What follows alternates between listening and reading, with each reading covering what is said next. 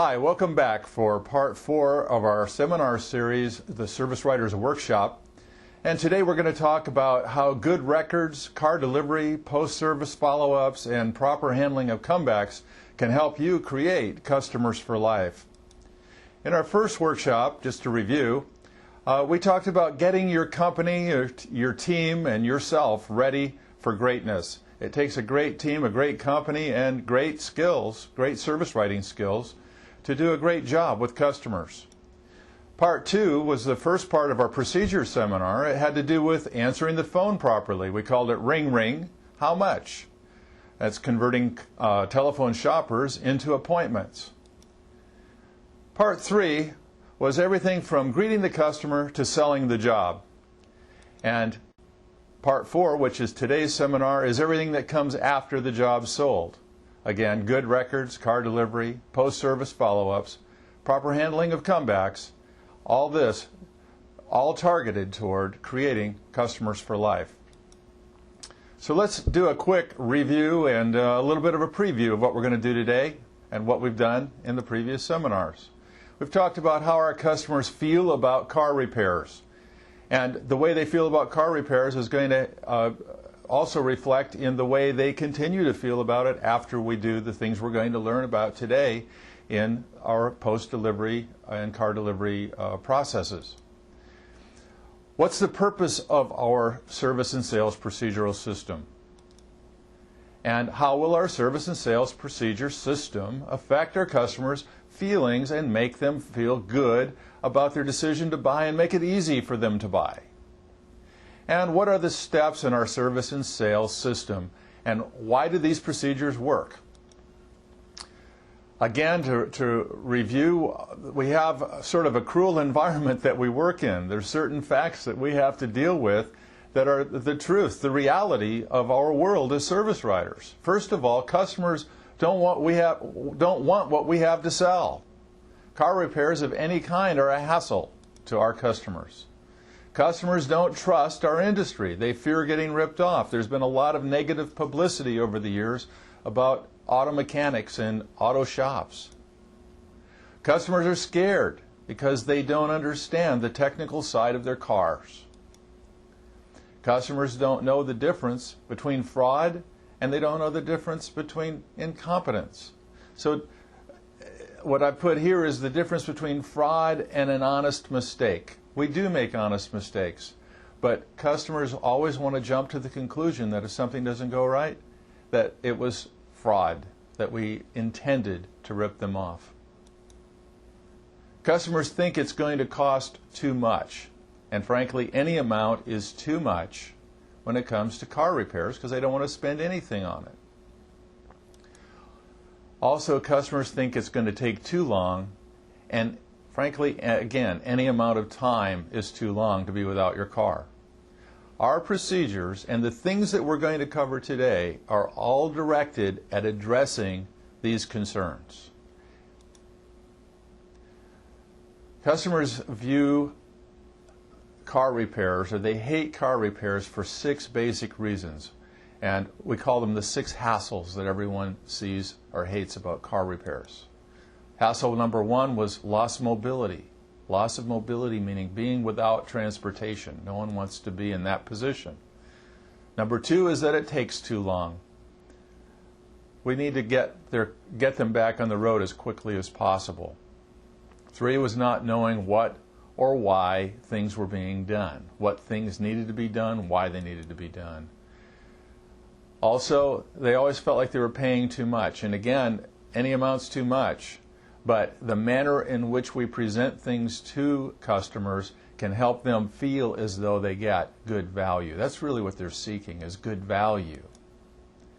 The price estimate always seems to go up. There's that dreaded phone call that comes in to let them know that the price is going to be more than we told them, or that 5 o'clock surprise when they show up to pick up their car and it isn't the price that they were told it was going to be. And having to pay again and again. This has to do with warranty issues more times than not. And numbers 5 and 6 are the things we're going to be focused on mainly today. We're going to We're going to be going over everything that was done and reassuring the customer that what they were quoted is what they're paying. And we're also going to be talking about the warranty and what their expectations should be. In a very short period of time, we need to accomplish something, and we'll go over this once again. It's in a review. We need to turn this customer from a stranger into a customer for life. And as they go down that line, that continuing line, there's three areas that we focused on. First is indifference. That's when they get what they expect. Nothing more, nothing less. And frankly, that's what most shops deliver, is they deliver service that falls into the area of indifference. We want to create raving fans. We do that by exceeding their expectation. And we don't want to fall short of their expectations because that creates terrorists. Not terrorists that are going to bomb your shop, but terrorists that are going to go around saying bad things about you. We would rather at least come into the area of indifference, but preferably we reach that level of where our customers become raving fans and, more importantly, customers for life. This is how we do it here. We're going to review the procedures in a nutshell. The procedural steps include the telephone. That's getting the car into the shop.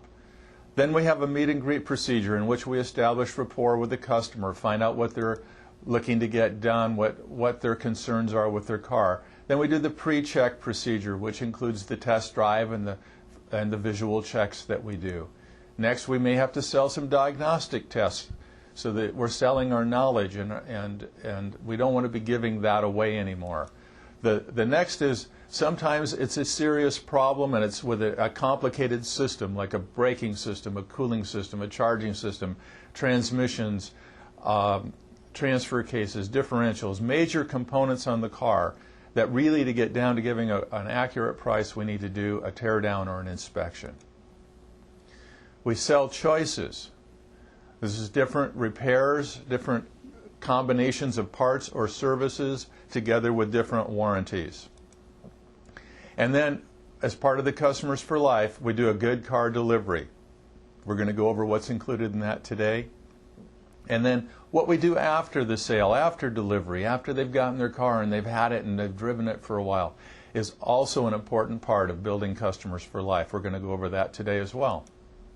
The car delivery procedure. Let's talk about what goes into car delivery procedure. First, let's talk about the purpose of doing a proper car delivery and using good follow-up. First of all, we want to build a Customers for Life relationship. I think we've said that enough times in these four seminars that we've done, but you know, it needs to be the culture in your business. We are really looking for a Customers for Life relationship with each and every customer that comes into our shop. It reinforces trust and confidence. Using procedures creates sort of a high level of confidence in you in performing it, and then that's going to be something that will be conveyed to the customer and they'll feel more confident in you. And if they're confident in you, obviously they'll trust you more. Prevents complaints and misunderstandings. By properly communicating things to the customers and reminding them of things and managing their expectations, we can avoid having complaints and misunderstandings. We're going to talk today a little bit about how to manage customers' expectations. It reduces comebacks. Again, by managing their expectations, certain things will happen after you do work that sometimes result in comebacks that really aren't comebacks. It's really working normally, but we haven't prepared the customer for the way the vehicle is going to work now that it's repaired. It generates referrals. When we have happy customers, they're going to tell other people. It also will generate customers staying and coming back time and again, so we'll have increased sales and increased profits. It'll ensure a high CSI, that stands for Customer Satisfaction Index. So let's talk about car delivery, and the first step in car delivery is to make an appointment. Now that isn't something that we do really very much on purpose anyhow. A lot of times customers will tell us, well, I'm going to pick my car up today at 5 o'clock, and we accept that as an appointment. If we really want to make this into what it should be, which is a very important step in the procedure, probably the most important step to ensuring customer satisfaction, then we need to put some importance on it by making an appointment. So call the customer, schedule a time for them to come in to pick up their car. You want to reassure them that everything went well as expected. We want to advise them that we're going to want to spend anywhere from, depending on the complexity of the repair, we're going to spend some time with them to review the paperwork and the warranty, and that they should allow 10 to 15 minutes. And on some transactions, obviously it won't be that long. But 10 to 15 minutes on your more complicated transactions to go over everything with them. You want to explain to them that we're going to go over the price and confirm that everything's exactly as quoted. And you do that right now on the telephone. That's the best time to do that. And then, also while you're on the phone with them, you might as well find out how they're going to handle the payment. Because I know some shops only accept certain forms of payment. And if that's the case, you might as well get that out on the table right now so they don't come in. If you don't accept personal checks, then they don't come in expecting to write a personal check. I'm not going to get into a discussion now about what forms of payment you should accept, but I will say that you should accept as many as possible, to include credit cards and some kind of consumer financing programs and things like this. So how do we prepare for the car delivery? We now have the customer ready to come down. They're going to be here in, say a half hour, and we need to get the car ready. Now, I don't mean just fixing it. By now, I would hope the car is fully fixed and we know it's going to work okay. But we have some other work to do to make sure the car is ready for the customer. We want to prepare the car and the paperwork itself. So, first of all, we want to compare the initial road test to the final road test, and we do that by looking on the pre-check form. A pre-check form should have what the customer's concern was, what we found on our road test when we confirmed the customer's concern, and now, after the final road test, what it's doing. We want to make sure the original problem's gone. Okay? Also, we want to confirm that the car is clean, no smudges. We want to check the headliner, because the guys sometimes will get in there with their hats on and they've maybe got some grease on their hat and they don't even think about it, but it brushes up against the headliner. So look up there. And a great thing for removing smudges like this is Windex. It does a nice job even on cloth material. Windex does a great job. Check the gripping areas, like the door handles, the shift lever, obviously the steering wheel. The steering wheel is the thing that normally everyone knows to wipe down. You might even look at the radio knobs and things like that, and the window cranks, if it's the old window crank, and the push button, in case the windows had gone up and down. Anything that we may have touched in that car when we might have had grease or just even oil that we don't even see or notice on our fingers will get transferred. Another important critical area to check, and I know this gets ignored a lot, are the pedals themselves, the brake pedal and the accelerator pedal. Because what happens is we've got some, regular shop dirt on our shoes. We get in and we step on the pedals when we do the test drive. When the customer gets in the car, if we haven't wiped those pedals down, the customer gets in, it transfers to their shoes, and then they walk in their house and they get it on their rug. They're going to assume it came from, maybe not from the car, but from our shop. Either way, they're not going to be happy about it. So we can help avoid that happening by having the brake pedals wiped down. And note any other work that needs to be done on the paperwork. And also put a clean floor mat in the car. That'll also help to show the customer that we took care of their car while it was there, that we didn't get in it and get dirt on their carpeting and on their floor mats in their car. Confirm that you've completely recorded all the details pertaining to things like the customer, their address, their name, things like this, and the vehicle information, to include mileage in and mileage out. We want to have a good lead sourcing for our advertising programs. We want to track our advertising lead source. And sometimes customers get referred into us. And in our PIF Pro system, if they were referred in, you're automatically going to be prompted to track the source of that referral. And sometimes, in some shops, we pay referral commissions when another shop refers somebody in. So we'd be able to note the referral commission to be paid as well.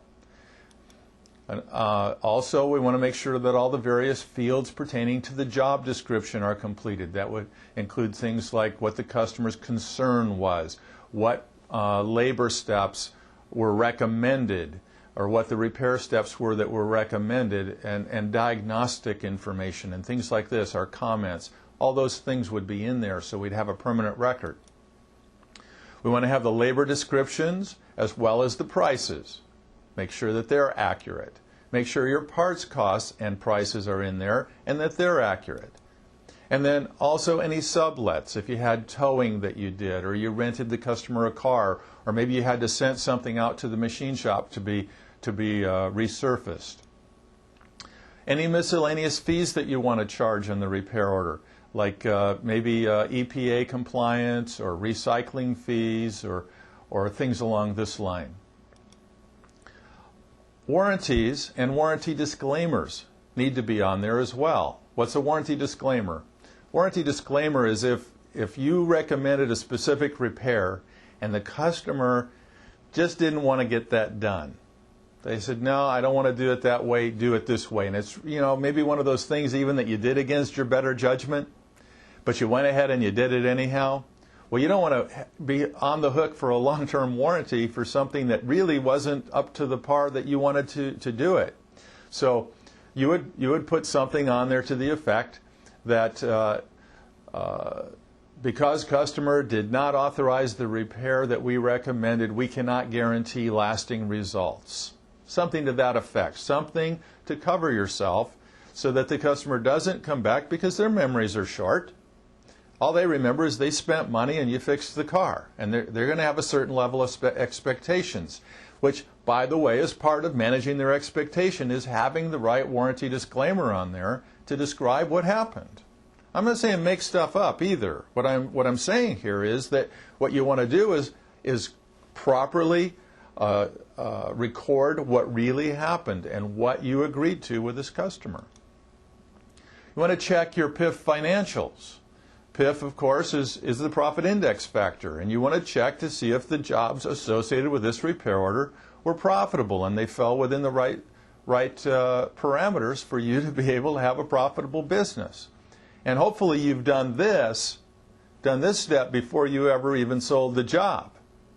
But even if somehow you got to this point and you haven't done it, it's still a good learning experience for you to go and check it and make sure that you don't make that mistake again. Production information.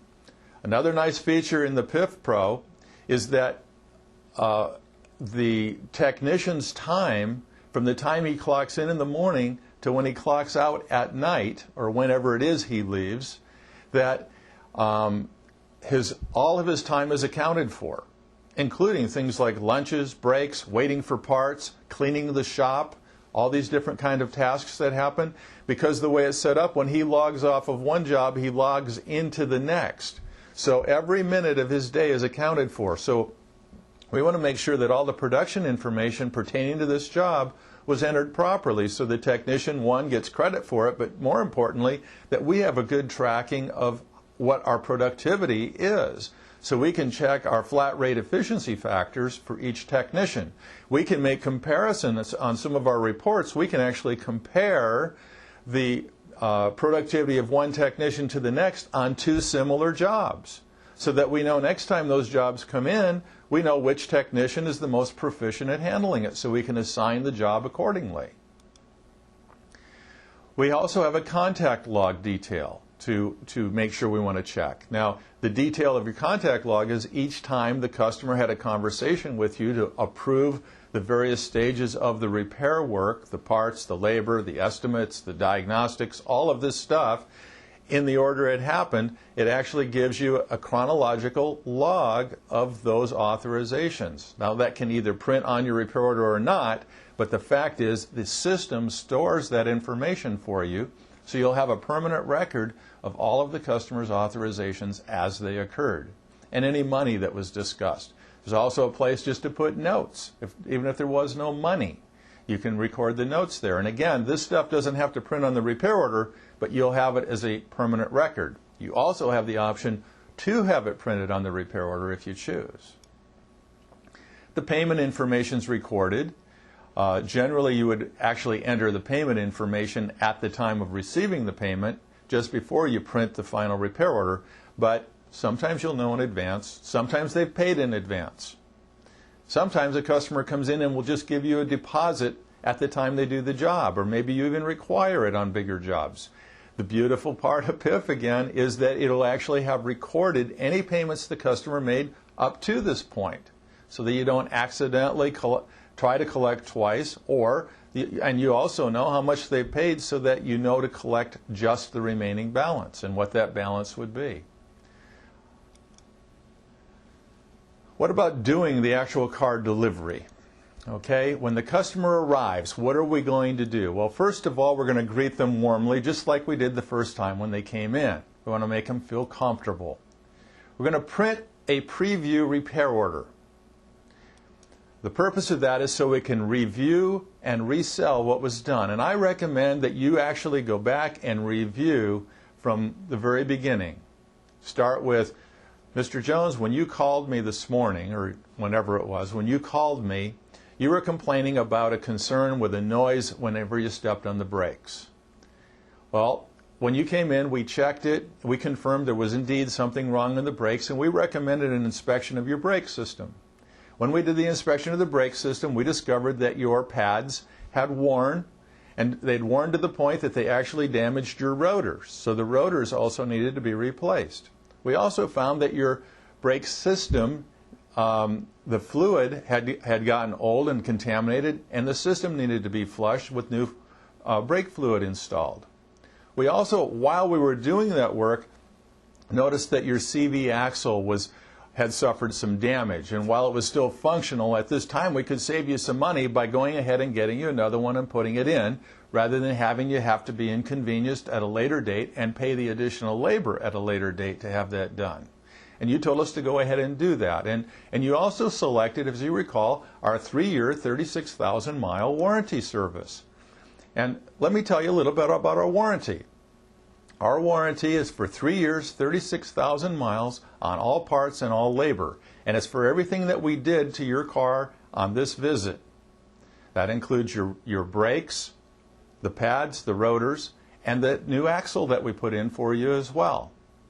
Now, if you have noticed anything at any time during this 3-year period, or frankly thereafter, that seems like it might be related to your brakes, why don't you scoot it on in and let us take a look at it. And if it's under warranty, you know we're going to take care of it for you. And we're going to go over the other things that need attention at this point. Let's say we had noticed that Mr. Jones has some tires that are wearing funny. You know, Mr. Jones, we noticed that the tire on your left front has a funny wear pattern. You might want to run over to the tire shop and have them check the alignment and balance on that for you. Of course, if you do that type of work, it's something that you might want to discuss with them. You probably would have already discussed it with them, frankly. You want to manage their expectations. A lot of times when a person comes in and spends a few $100s on their car, their expectation is they have a new car. What we need to do is make sure that we let them know what they should expect. Mr. Jones, we worked on your brakes today and we also replaced that axle. Now your car is going to stop a little differently than it was before you brought it in. It may seem a little more sensitive to you. So I want you to go ahead and be a little bit gentle in the beginning and get used to those brakes. The other thing you might notice too is sometimes brand new brakes might occasionally have a little squeak that'll appear. So I want you to be aware of that, and if you get some squeaking noises or something, it's nothing. Usually it's not going to be anything that's real major, but we would want to see it back and make sure that it's something that we can just straighten out for you real quickly. It may be just some dust got down in there or something. It might be part of the break-in. But in any event, we would like to have you let us know if anything comes up. At this point, then, we would finalize and record the payment and have the repair order signed and get everything ready to go for them. Now, for major work, and I would consider this brake job in this example to be major work, we might want them to come back in 2 weeks. And we'd say something like this. We'd like you to return for a recheck in a couple of weeks, even if everything's okay, even if you don't hear any squeaking or anything like that. We'd like you to bring it back in about 2 weeks. We just want to double check everything for you. However, if any time during that 2-week period you notice something that doesn't just seem quite right, call us right away. We'll scoot it on in. We'll get a look at it for you, okay? Also, remind them of any other work that may be coming up that they might need. We did the front brakes for you on this visit. We noticed your rear brakes are about halfway used up, so we better keep an eye on that. So when you come back in for your next oil change in about 90 days, we'll go ahead and we'll take a look at those rear brakes for you and see how they're doing at that time, okay? So you're just kind of preparing them for the future. Also, during car delivery, we want to ask for referrals. You might want to say something like this. Mr. Jones, we build our business on referrals from satisfied customers. I'm hoping you're a satisfied customer. I'm wondering if you'd be willing to help us with that. Now, most people are going to say yes. If they say no, then we've got some more work to do. They aren't satisfied. But most people will just say yes because they think, well, that's the end of it. Yeah, okay, yeah, I'll send my friends in. When they say that, you say, great. As long as you're happy, we want you to tell your friends about us. And if you're not happy, be sure to tell us. And I have a little something I want to give you. I want to give you 2 gift certificates. I'd like you to give them to friends, or you could actually keep one and use it for your other cars if you want. All right, now here's the point in giving them the gift certificates. And we only want to give them 2, 3 at the most, or if they ask for more, or if they say to you, well, I have another car I'm going to use this gift certificate on. Okay, well, great. Then give them an extra one. Okay, but you don't want to give them too many. You will give if you give just one, let's start there. If you give them just one, they're not going to give it away. If you have just one thing of value, let's say it's a $25 gift certificate, if I have just one of these, I might want to keep it for myself, so I'm not going to give it away. But the other reason I might not give it away is I might not know quite who I want to give it to. Yeah, should I give it to my mom, my dad, my brother, my neighbor, my best friend? Who am I going to give this to?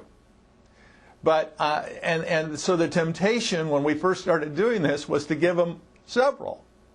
Well, if you give away too many, it devalues it. It's just a coupon. So we'll make sure that it looks like a gift certificate, it feels like a gift certificate, even go as far as to maybe put it in an envelope and have a place on there where they can put their name as the giver and who they're giving it to as the recipient. And do a nice job designing that gift certificate. And give them out as though, you're giving away money. So treat it that way. Post-delivery follow-ups. This is after they leave. The job's done, they've paid, we've given them gift certificates to give to their friends, they drive away. Okay, within 48 hours, there's certain things that we would like to see you do and that we should do with our customers. One, we ought to mail them a thank you letter or a thank you card. In the thank you card, obviously, we're going to do our normal thing of thanking them for the business. But also, this serves as a reminder for those that need to come back for the 2-week recheck to come back in so we can do that free recheck. Because remember, at the time of the car delivery, they may not remember that, come 2 weeks from now. So it just serves as a reminder. If you mail this, say, 48 hours after they're gone, by the time you figure in typical weekends and stuff, it may be 2-3 days before they get it. So now they're reminded again almost a week later. The other thing is, if they had some minor work done, rather than including a reminder about a recheck, you may include a reminder about the next scheduled service they should be planning to do. Okay, you want to make a courtesy phone call too within 48 hours. Now the purpose of the call is to confirm that everything's still working properly. Again, you're going to remind them about the 2-week recheck. Now I have a word of caution here. You don't want this phone call to come across as though you're worried that everything isn't still working properly. It's a courtesy call. Hi, Mr. Jones, this is Tom down at Good Guys Auto Repair. I'm just giving you a courtesy call to make sure everything's still working properly on those brakes that we put in for your car. And when he says, yeah, everything's fine, okay, well, remember what I said now. Come on back in about 2 weeks, and we'll recheck everything. But if you notice anything before then, you just come straight on down. We'll take care of that. And again, the purpose of the call was mainly to thank you for trusting us with your car. And it's just a real quick thing. Now, I've heard people say, well, I don't have time to make these calls. Well, you know, hire someone then, or find someone who does have the time. But it's an important thing to do because it really shows that you care, and you're going to build customers for life by doing it. Also, with answering machines and voicemail that's out there today, frankly, most of the calls you make are going to be just to a voicemail or an answering machine because people are on the go so much. So when they come back and they hear it, it has the same effect. It's as though you cared enough to call them back and thank them. So either way, whether you reach them live or not, you get to deliver the message. Call your FTA customers as well. And many of you may not know what I mean by FTA. FTA is failed to authorized.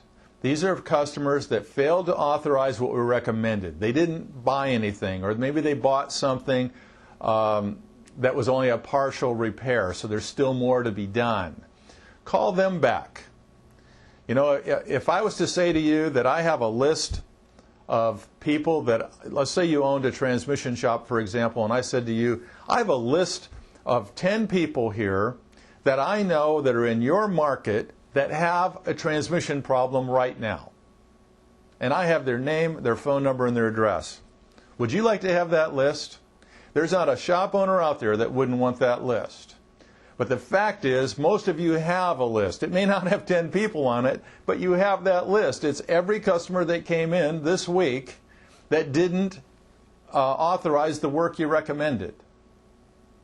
And a lot of times these people aren't coming back to you partly because they don't feel comfortable coming back to you because you gave them such great service when they came in and you showed them what needed to be done, but then they didn't authorize the work and they feel a little bit guilty about that. So they may not even feel like they're welcome back there because they feel as though they imposed on your professionalism, on your time, and on your knowledge. And to a certain extent they did, but that's what you're in business for. And so if you let them know that the red carpet's rolled out for them and you want them to come back, they're more likely to do it. Also, on a scheduled basis, I just generalize here, on a scheduled basis because it's going to vary depending on the type of work that you do in your business, you want to send out service reminder letters to customers. Service reminder letters. Now, what about comebacks? I love comebacks. And I know some of you are saying this, Tom, are you nuts? The fact is, let's define what a comeback is. And I think you'll love comebacks too. First of all, anytime a customer returns for any reason is a comeback, by my definition. A recheck. I've asked them to come back in 2 weeks. I'm happy when they come back for their 2-week recheck. I want them to.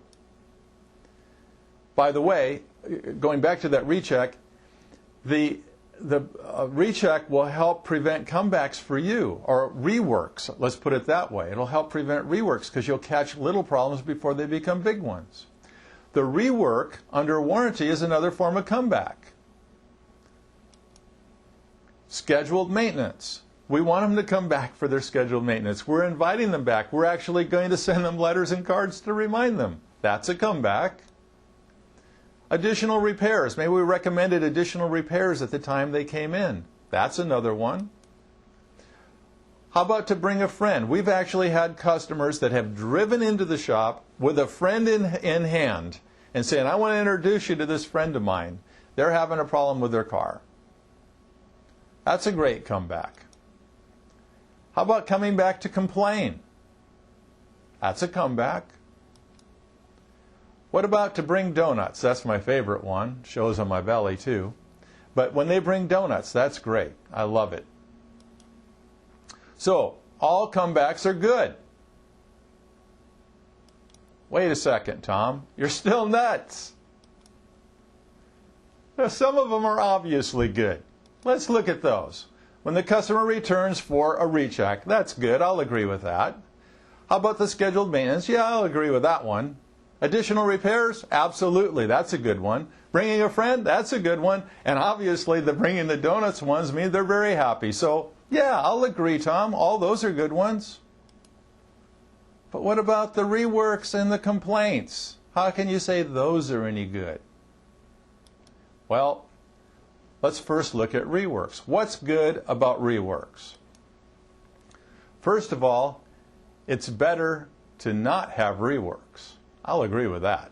I'd rather not have to do reworks. But if you're in this business, you're going to have them. But you can make the most of them. And you built your budget around the profit index factor model, a certain number of comebacks is already built into your budget. You've already accounted for the fact you're going to have them. Second, you can make this a training opportunity. You can teach your technicians what they did wrong if they made a mistake, or if we bought an inferior part, to not repeat that problem again. These are training or learning opportunities. You can track it for better quality control. Again, comparing technicians. So we can look back and, depending on the cause of the failure, we can determine if we have a training need there, and that'll improve our quality if we address that. It gives us a chance to win a customer for life. We do this by making them one. Remember the reasons people, of the 6 hassles, one of them was they always felt that they got mistreated somehow when they had a warranty problem. They had to pay again and again.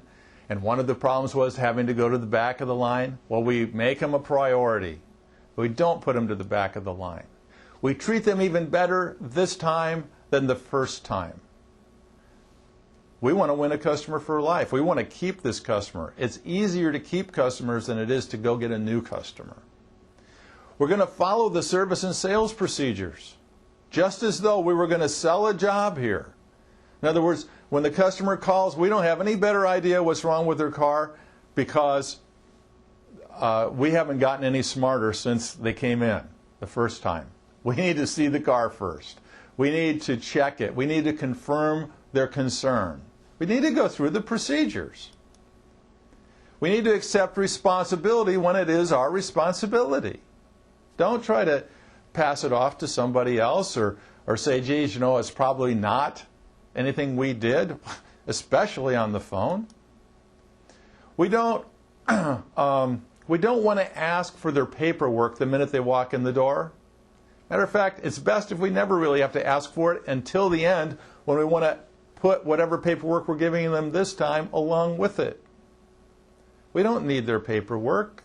We've got records in the computer. And if you're not on a computer, you should have records in your filing system.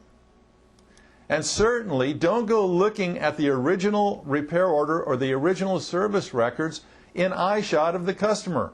Because remember, one of their concerns is they already think you're going to be looking for some sort of a loophole. And so if you ask for their paperwork or go looking at their file right in front of them before you even started to help them, they already think you're looking for a loophole. And always issue a new repair order on any rework. You want to include the retail prices that you would normally charge for that rework. And then, of course, if it is a covered warranty repair, then you show a warranty credit, bringing the amount the customer has to pay to zero. But this way, they see the true value of that warranty. They see that they got another 150, 200, in case of major work, thousands of dollars worth of work, again, for free. That really drives home the point of the value of the warranty and the value of doing business with someone like you that's going to honor the warranty. Well, I understand that, but how can a complaint be good? Let me say this. It's bad if they don't complain. It is bad if they don't complain. Here's the thing about complaints. Most people don't complain. Statistics show that, in fact, it's less than 10% of people who are dissatisfied. I'm not talking about people in general, but of people who are dissatisfied, less than 10% will even bother to complain. Here's what they do instead. Because they don't believe that it'll do any good, they just live with it and stew about it. That's not good for you. They may stop doing business with you. That's definitely not good for you. They might tell their frap, their friends, relatives, associates, and parents. They've become terrorists. They could go to a competitor, and they'll tell them too. And your competitor, most likely, is going to throw you under the bus. They're going to make you look worse than you really were. They might go to the Attorney General of your state, or if you have some sort of consumer protection agency, they might go to the BBB. They might take you to court. They might sue you. Depends on how upset they are. But this is if they don't complain. If they don't complain, you don't have a chance to cut any of this stuff off. People don't know how to complain is the problem. Really, what it comes down to is we haven't really taught them how to complain. We haven't prepared them. Remember, back in the car delivery procedure, I've said, if you notice anything, be sure to let us know. Well, there's a reason behind that. We want them to feel comfortable to complain to us if something's not right. We want to open that door. Now, we're not saying that things go wrong all the time. What we're doing is teaching them how to communicate with us. They think that they have to get mad. The typical customer thinks they're going to have to get mad to get results. They don't like confrontation, so they kind of conjure up this mad that they're going to come in with. They think that that the business won't like them as a result of them complaining. And you know, why do they get that impression? It's probably because they have gone somewhere to complain before, maybe, and they were mistreated, or the company, you know, copped an attitude with them. They also are worried, especially in our business, about sabotage. You wouldn't believe how many people I've talked to that have said, I'm not going back over to that shop where I had this work done. The reason I'm here to see you is because I don't trust them. I'm afraid that their guys will do something to cause damage to my car because they're going to be mad at me for complaining. Boy, I'll tell you what, that's a catch-22, isn't it? They don't even give you a chance to fix it because they're afraid you're going to mess it up more. Some people don't know how to complain, and they don't do it because they feel guilty about it. They feel guilty about complaining. So what are we going to do about it? How are we going to handle an upset customer? First of all, remember, this is an opportunity. The customer may have these feelings. They may feel inconvenienced. They may feel anxious, nervous, or even scared. I mean, this isn't something they're comfortable doing. Angry or frustrated. Or, more importantly, they might just believe they have to act that way. They could be feeling betrayed or ripped off. But I have 6 A's for turning them around. 6 A's. I want you to pay attention to them now. First A is assess their condition. Assess the situation. Look at their demeanor, their body language, whether their eyes are flaring, their nostrils are flaring. You know, what is this person's state of mind? Second, acknowledge them and relate to them. And what you're going to acknowledge is what you've just observed. Sir, I can see you're angry. So now you're saying, I can see you're angry. Or I can hear that you're angry. However you've sensed it, I can see you're angry. And, frankly, under the circumstances, I don't blame you. That's the relating part. You're not saying, I understand how you feel. They don't want to hear, they're going to say, you can't possibly understand how I feel. But when you say, I don't blame you, what have you done? You've also taken away the guilt. Sir, I can see you're angry, and frankly, I don't blame you. What you might hear back instantly is, no, I'm not actually angry, I'm just frustrated. Or, I'm not angry, I'm just a little frustrated over the inconvenience. I'm upset that I have to come back. But they're going to already take a step down from whatever level you acknowledged that you observed. They're going to take a step back automatically when you say, I can see you are angry, and frankly, I don't blame you. Under the circumstances, I would be too. Next, apologize and thank them. I'm sorry that you've been inconvenienced, but thank you for giving us an opportunity to straighten things out for you. That means a lot to us. Again, all of a sudden you've diffused them. The anger or the frustration is going away. It's like, I can't believe it. They're just so happy to hear what you're saying. Ask them questions and listen to their answers. Listen, listen, listen. Ask good questions, open-ended questions. And one question you want to ask, and it should be toward the end of your list, is, how would you like to have us resolve the situation for you? And they could have a whole litany of things, or it could be, you know what, just get it done as fast as you can and get me back on the road. And get it right this time. They may have come in thinking they were going to have to sue you. They may have come in thinking they were going to demand that you put them in a rental car and make their next house payment and all kinds of stuff. But you've diffused them so much that their request is going to be more reasonable than you might expect. If it's totally unreasonable, then maybe you'll need to negotiate with them a little bit, but don't argue with them. Just keep asking questions, and when you can get down to the point where you feel comfortable asking them how they would like to see it resolved, then they'll tell you, and then you act on their request. Act on their request. You know what? Under the circumstances, that sounds reasonable to me. Let's get it done. And then you accept responsibility. I'm your person. I'm your go-to guy. We're going to get to the bottom of this, and we're going to put a smile back on your face. Now, argue is not one of the 6 A's. Even if their request back there, when you ask them what they would like to have you do, even if that request is unreasonable, all you want to do is maybe kind of manage that or negotiate it into something that you are willing to do. But once you've arrived at what you're willing to do, act on that request and accept responsibility for getting it done. Above all, don't pass the buck. The passing of the buck thing, I got a story to drive it home. It relates all the way back to the days of Adam and Eve in the Garden of Eden. And God had created this beautiful garden and this man and this woman, and he had the tree of knowledge, and it had fruit on it, and he said, don't eat of that fruit. And one day Eve was walking in the garden and she ate some of the fruit. And then she went and she took it to Adam and she got Adam to eat some of the fruit. And God found out about it and he was upset.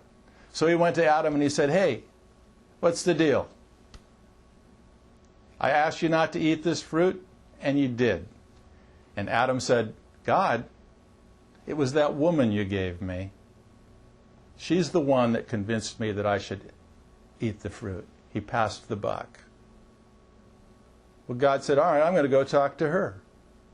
So he went to talk to Eve, and he said, Eve, what's the deal here? I asked you guys not to eat this fruit. You ate the fruit. And then not only did you eat the fruit, but you got Adam to eat the fruit. Why'd you do that? She says, God. It wasn't me. It was that serpent over there that you put here in the garden. So God went to the serpent. And of course, the serpent didn't have a leg to stand on. So, anyhow, there's a funny story for you to use to drive home the point that you shouldn't pass the buck. The buck stops with you. That's what I mean by you accepting responsibility. Now, what separates good teams from great teams? That's the bottom line to all of this stuff we've been talking about in all 4 of these workshops. And what it comes down to, bottom line, doing the right things in the right ways for the right reasons, even when nobody's looking. And how do you do that? What does it take to have a team like that? Number 1, they need to know what needs to be done. That's the emphasis I should have put on what. Knowing what needs to be done. Knowing how it needs to be done. And they need to know why it needs to be done. Those three things are paramount in having a team that'll do the right things. Now, doing it right is an important part. Obviously, just knowing it isn't going to get it there. They have to actually do it. Do it right. Do it for the right reasons. Also, do it consistently. Our procedures will help you do things consistently. Last of all, do it with passion. Be passionate about your business. Be passionate about serving people. Be passionate about being the best. And you'll create customers for life. Again, thanks for listening to all 4 of these workshops. We'll have more in the future. We'll look forward to serving you and to delivering you with all the best information we can to help you become successful in your business.